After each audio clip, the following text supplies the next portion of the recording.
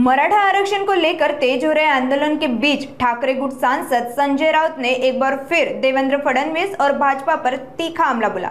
मुंबई में मीडिया से बात करते हुए राउत ने साफ कहा कि महाराष्ट्र को बनाने वाले बालासाहेब ठाकरे थे, न कि फडणवीस या शेलार।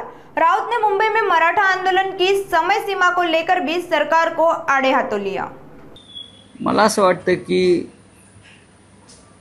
मनोज जरांगे पाटील हे मुंबईत आंदोलन करण्यासाठी येत आहेत।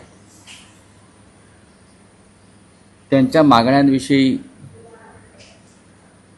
मुख्यमंत्री देवेंद्र फडणवीस आणि त्यांच्या सरकारला नव्यानं माहिती द्यायची गरज नाही।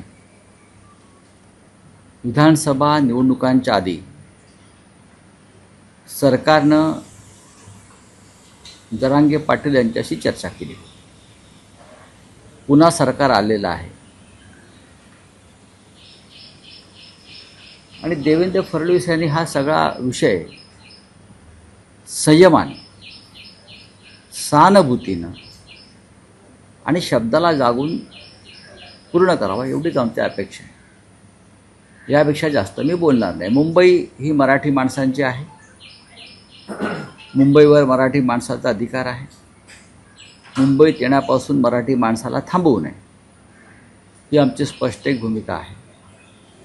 लोक जर कबुतरांसाठी आंदोलनं करू शकतात आणि सरकार त्यांना परवानगी देतं, तर मराठी माणसाला त्यांच्या मागण्यांसाठी आंदोलन करण्याचा अधिकार आहे, मग ते कोणी असो। जर कबुतरांसाठी आंदोलन होऊ शकतं या मुंबई शहरामध्ये, मग मराठी माणूस जर त्यांच्या मागण्यांसाठी सरकारकडे महाराष्ट्राच्या राजधानीत, ही राजधानी मराठी माणसाची आहे, ती विदर्भातल्या लोकांची आहे, ती मराठवाड्यातल्या जनतेची आहे, ती कोकणातल्या लोकांची आहे, ती पश्चिम महाराष्ट्रातल्या मराठी लोकांची आहे।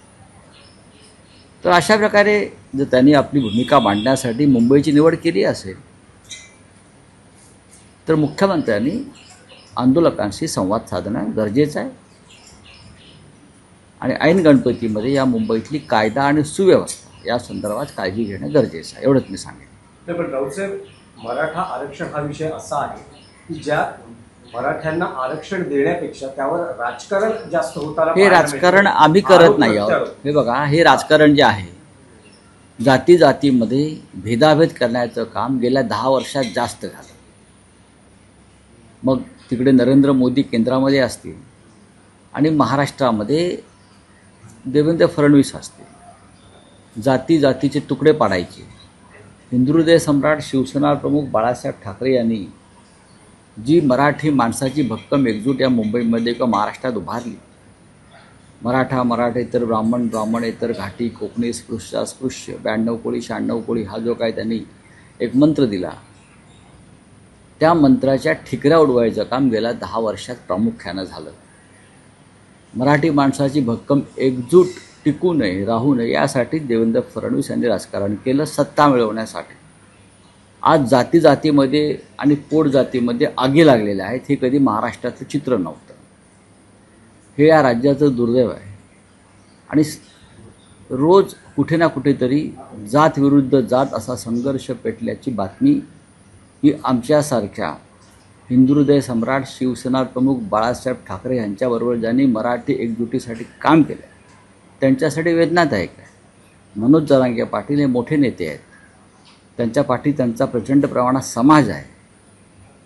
ते त्यांच्या समाजाच्या काही मागण्या घेऊन रोजगारासंदर्भात, आर्थिक अडचणीसंदर्भात ते सरकारकडेच मागणी करणार ना।